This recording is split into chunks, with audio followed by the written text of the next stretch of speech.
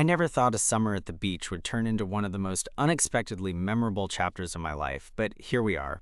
There I was, dragging my feet along the shoreline, my mind more tangled than the seaweed washed up at my feet. I was in that weird, off-kilter place between feeling stuck and pretending I wasn't, the kind of mood that makes you think you'd be better off just sitting on the sand forever.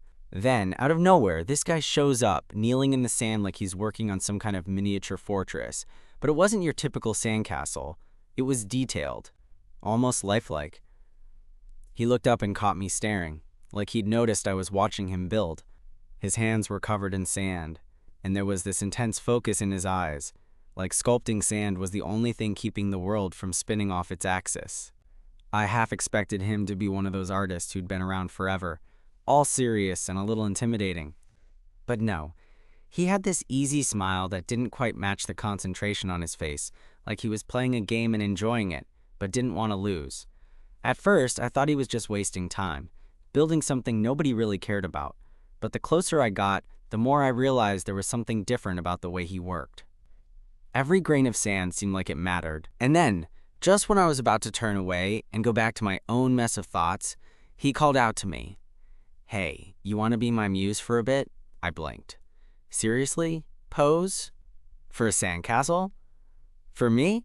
It was the last thing I expected on a day that was already feeling weird enough. I glanced around, half expecting some hidden camera or prank, but no one else was around. Just the two of us, the ocean, and that ridiculous idea that maybe, just maybe, this stranger wanted me to sit there and help make something out of sand. I couldn't not say yes. Because honestly, sometimes the best stories happen when you just say yes to something totally unexpected. I hesitated for a second, mostly because I wasn't sure what pose even meant in the context of a sandcastle. Did he want me to stand still on the beach like some kind of statue? Sit, smile, pretend to be a part of his sculpture? I didn't want to embarrass myself, but something about his invitation felt genuine enough to take the risk. "Okay," I said a little awkwardly. "What exactly do you want me to do?" He grinned, brushing sand off his hands as he stood up and motioned toward a spot right next to his half-finished sandcastle. "Just sit here. Like, right here on the wet sand. I want to capture the way the light hits you, your posture, I guess, the vibe." I raised an eyebrow. "Your vibe? With sand?" He laughed, and it was a good sound. Open and easy. Yeah, I know it sounds weird. I'm not some fancy artist. Whatever. I like to build things that tell stories. People especially. I took a deep breath and sat down where he indicated, feeling the cold dampness of the sand seep through my shorts. The sun was starting to dip, casting that golden hour glow over everything.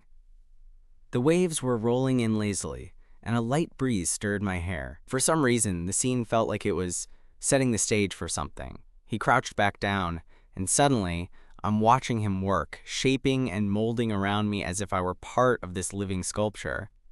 It was kinda intimate, in a strange way, this stranger creating art inspired by me. And honestly, I'd never really thought of myself as art before. "What made you want to do this? Sand sculpture, I mean," I asked, trying to break the silence without sounding like I was interrogating him. He paused, fingers pressing and smoothing a tiny tower of sand, then looked up at me with this softness in his eyes. "It's a stupid story, but when I was a kid, my dad and I used to come to this exact beach every summer.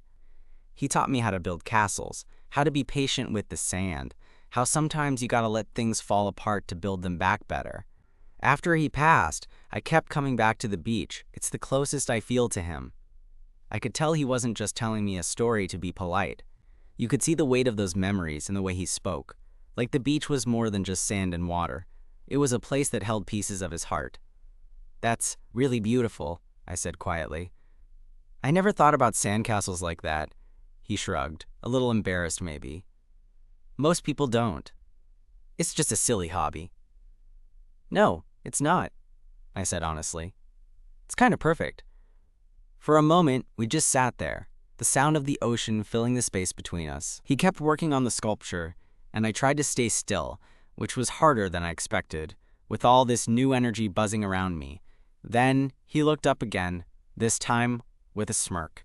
"So you're a mystery to me. What brings you to this beach, sitting alone and looking like you're wrestling with the world?" I laughed, a bit surprised by how easy it felt to talk to him. "Fair question. Honestly, I'm in a weird place right now. Just graduated, trying to figure out what the hell comes next. This trip was supposed to be a break, something to clear my head." He nodded like he got it, and I could see that same flicker of uncertainty in his eyes. Breaks are good. Sometimes you find answers where you least expect them.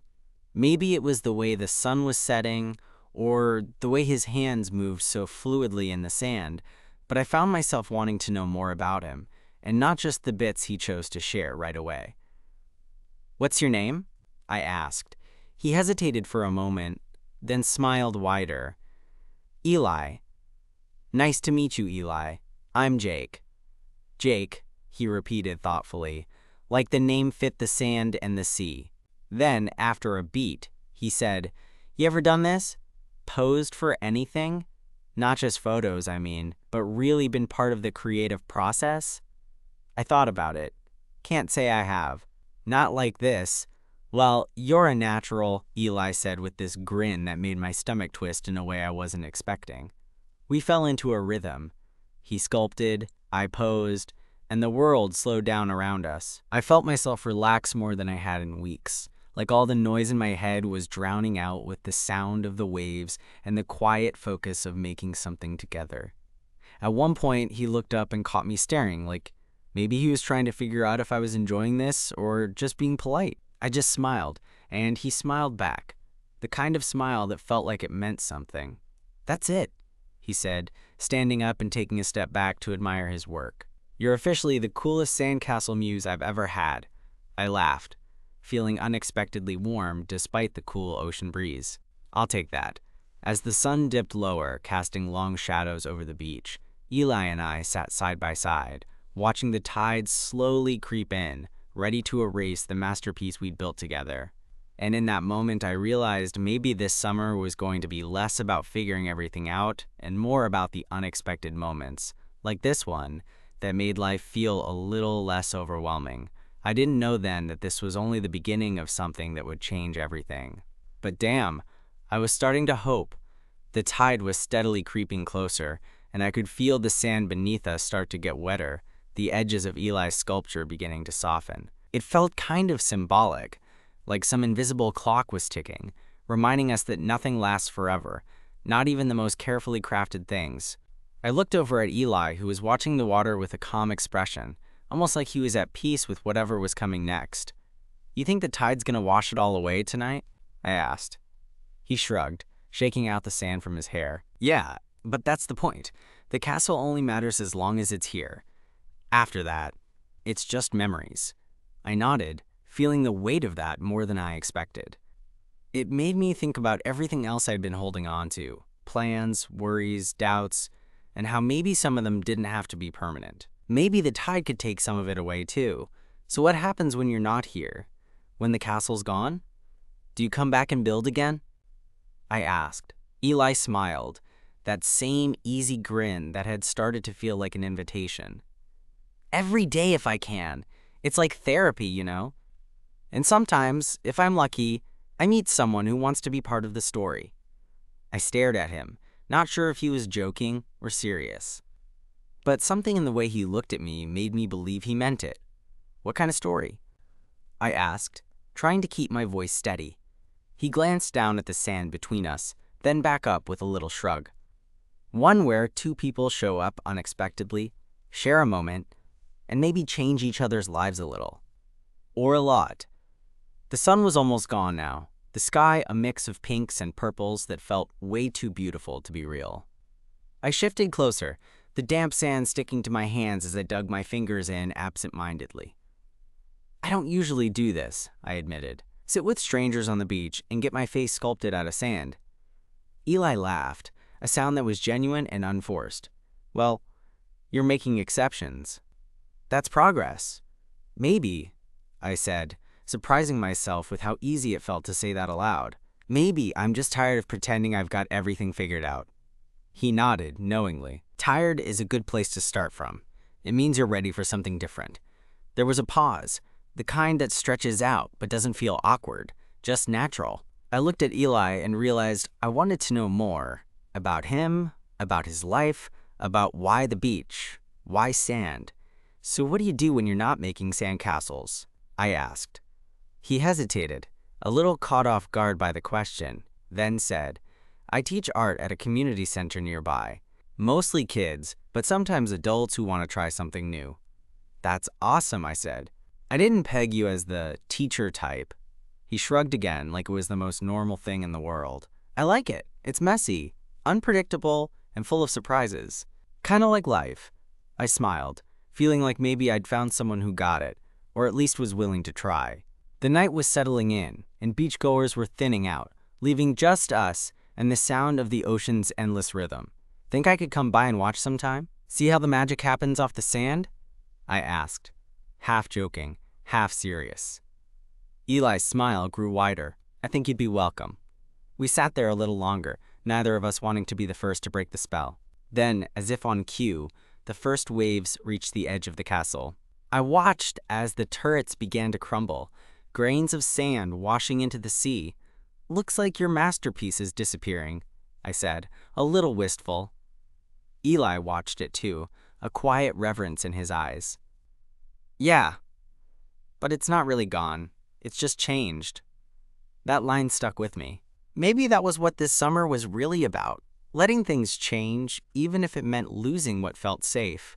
When we finally stood up, the sand was cool beneath my feet, the tide already taking more than half the sculpture away. "So, Jake," Eli said, nudging me gently with his shoulder, "you gonna come back tomorrow and pose for me again?" I laughed, feeling lighter than I had in a long time. "Yeah, I think I just might." He smiled, and I swear there was something like hope shining in his eyes. Walking back to my little rental place that night, I kept thinking about the sandcastle, the tide, and how sometimes the best things in life aren't meant to last forever. Sometimes they're just meant to change you in ways you never expected. And maybe, just maybe, that was enough. I showed up the next afternoon with way less hesitation than I expected. My beach shoes were scuffed, my shorts still carried the faint smell of sunscreen from the day before, and I had a cheap bottle of water in my hand. The sun was already high, and the beach was busier, but Eli was easy to spot, kneeling over a new mound of sand, fingers deftly shaping the base of what looked like the start of another castle. When he saw me, his face lit up in this way that made me realize I was starting to look forward to this more than I should admit. "Back for round 2, huh?" he said, wiping sand off his hands as he stood.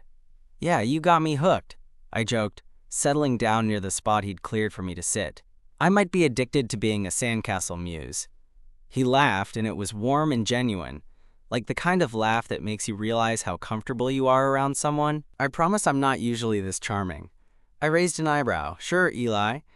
He tossed a small handful of sand into the air and watched it sprinkle down like tiny gold dust. "So what's on your mind today? Still wrestling with the future?" I shrugged, trying not to sound like a cliche. "Yeah, it's like there's this pressure to have everything figured out right now, but honestly, I'm just trying to breathe and take things one day at a time." He nodded thoughtfully.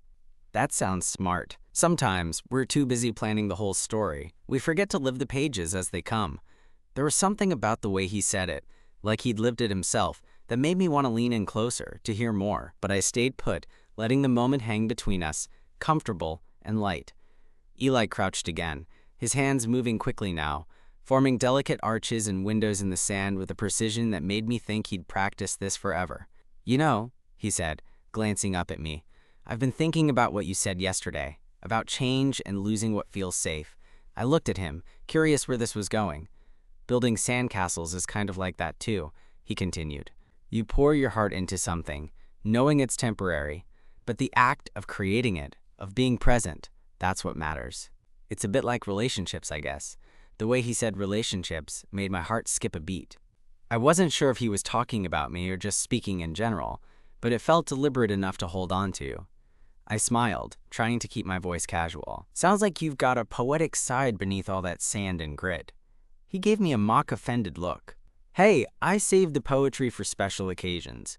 I laughed, then suddenly felt bold enough to ask the question that had been tickling my brain since the day before. "So Eli, have you always been this good with people? Not just sand?" His eyes softened. "Not always.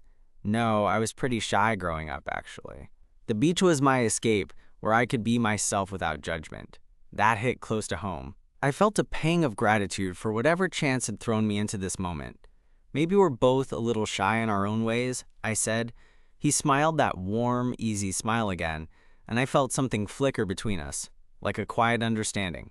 "Maybe we are." We spent the next hour or so working side by side, me sitting still like a statue, and Eli molding the sand around me, occasionally asking me to shift my position or tilt my head this way or that.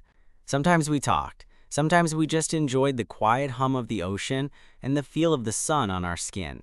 At one point, a little kid ran up and dropped a bright red bucket beside Eli, eyes wide with admiration. Eli grinned and ruffled the kid's hair. "Looks like I've got a fan club." I watched the scene, feeling something tender in the way Eli interacted with the kid, patient and kind. It made me want to know what he was like beyond sand and smiles. As the afternoon stretched on, we both noticed the sky darkening, with heavy clouds rolling in fast. The wind picked up, carrying a salty chill that made the edges of Eli's sculpture start to crumble quicker than usual. "We should probably pack up soon," he said reluctantly, brushing sand off his knees. I nodded, feeling a little disappointed. The day had gone by too fast, and part of me didn't want it to end. Before we could move, the first drops of rain hit my face, cool and sudden. Eli laughed, standing up and holding out a hand. "Race you to cover?" I took his hand without hesitation, and we sprinted toward the nearest beach cafe, laughing like kids caught in a summer storm. Inside, the warmth hit me like a welcome hug, and I could see Eli's hair was damp, strands sticking to his forehead. We found a table by the window, watching raindrops race down the glass. The cafe buzzed softly around us, but it felt like our own little bubble, so I said, still catching my breath, "What now, Sandcastle guy?" He smiled, eyes twinkling with mischief. "Now, we figure out what tomorrow looks like." I grinned back. "Deal." As the rain continued outside, I realized that this summer, which I'd started feeling lost in, was beginning to shape itself into something I wasn't ready to let go of. Maybe it was the sand, the ocean, or maybe it was Eli, the guy who sculpted stories out of grains and somehow made me feel like I was part of one. And for the first time in a long while, I was genuinely excited to see where the next page would take me. The rain eased just enough for us to step back outside. The sky still heavy, but the worst of the storm passed. The beach looked different, washed clean and raw, the sand dark and glistening under the thick clouds. I felt a strange kind of calm, like the world had hit a reset button overnight. Eli, and I walked back toward the shoreline, our footsteps leaving soft impressions in the wet sand. I noticed he was quieter than usual, his gaze drifting toward the horizon, where the ocean stretched endlessly, restless and deep. "Hey," I said gently, breaking the silence. "You all right?" He glanced over, a small, almost shy smile tugging at his lips. "Yeah, I'm good. Just thinking." "About what?" I asked, curious. He kicked at a small shell, sending it skittering across the sand. "Everything, I guess.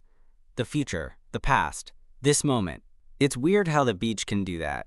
Make you feel small, but also like you might be on the edge of something huge."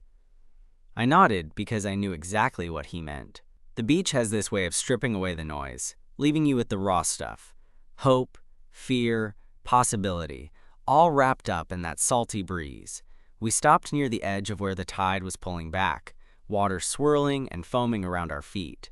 I looked at Eli and noticed something different in his expression, a flicker of vulnerability beneath his usual confident ease. "Jake," he said quietly, "can I ask you something a bit personal?" "Shoot," I said, my heart picking up a little. He hesitated, then looked me straight in the eyes. "You said you're trying to figure out what comes next, right? What would it look like if you didn't have to have it all figured out? If you could just be here with no pressure?" I blinked, caught off guard by how direct he was being. For a moment, I felt all the walls I'd built start to shake. "I don't know," I admitted. "I guess I've been so focused on what I'm supposed to do, I forgot what it feels like to just live without all the noise." He reached out and brushed a strand of hair out of my face, his fingers lingering a second longer than necessary. Maybe that's where we start. Not with answers, but with moments. Moments like this. I swallowed, feeling the heat rise in my chest. Standing there, rain-kissed and wind-tossed on a beach that felt like it was holding its breath, I realized I wanted to say more, but wasn't sure how. Before I could find the words, Eli took a small step closer, his eyes searching mine. "Jake," he said softly, "I don't do this often. The whole let's make a story thing. But with you it feels different. Like maybe we could build something that lasts longer than a tide." My heart was pounding now, and I wanted to laugh, cry, and just lean into him all at once. "I feel it too," I confessed, voice barely above a whisper. The space between us closed, the world narrowing until it was just us, the ocean, and the sound of waves crashing like a soundtrack to this new fragile moment. Then without thinking, I reached up and brushed my hand against his cheek, warm, real, and grounding. He closed his eyes briefly, leaning into the touch, and when like maybe, just maybe, the tide could carry us somewhere unexpected, but right. We stayed there for a while, letting the moment settle, the ocean breathing around us. And as the clouds slowly parted and the setting sun painted the sky with streaks of gold and pink, I knew this wasn't just some fleeting summer thing. It was the start of something real. Something worth holding on to, even when the tide came back in to wash it all away.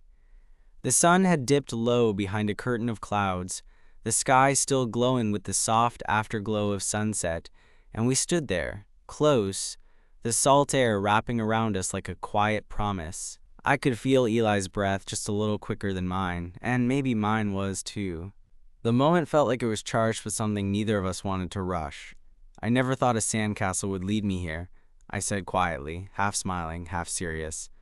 Eli laughed, a sound that felt like a secret shared. "Me neither. Life's funny that way."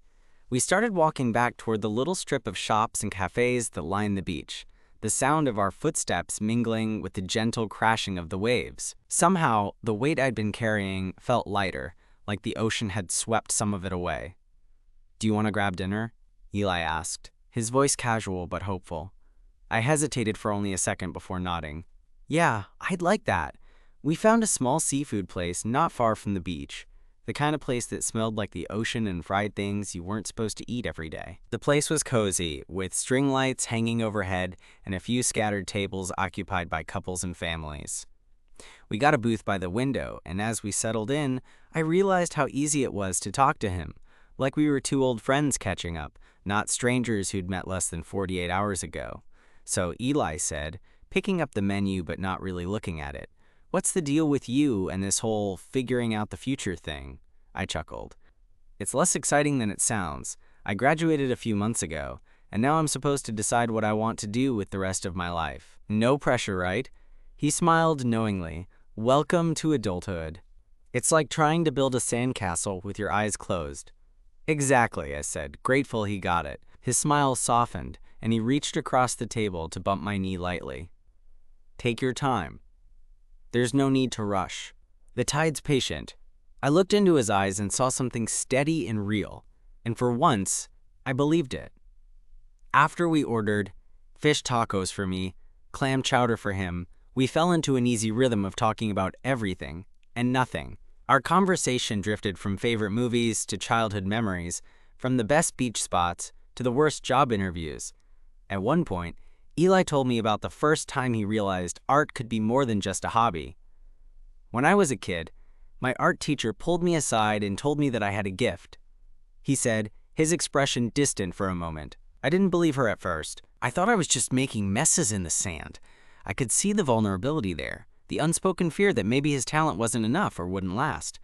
"But she kept going," I said gently. He nodded. "Because sometimes the sand tells a story worth hearing." I reached across the table and took his hand, feeling the warmth of his skin in mine. "And maybe," I said softly, "some stories are just getting started." Eli's eyes met mine, and in that moment, everything else, the uncertainty, the fear, the endless questions faded away. Later, as we walked back to the beach under a sky strewn with stars, Eli stopped and pulled me close, his hand finding the small of my back. "Jake," he whispered, "thank you for saying yes.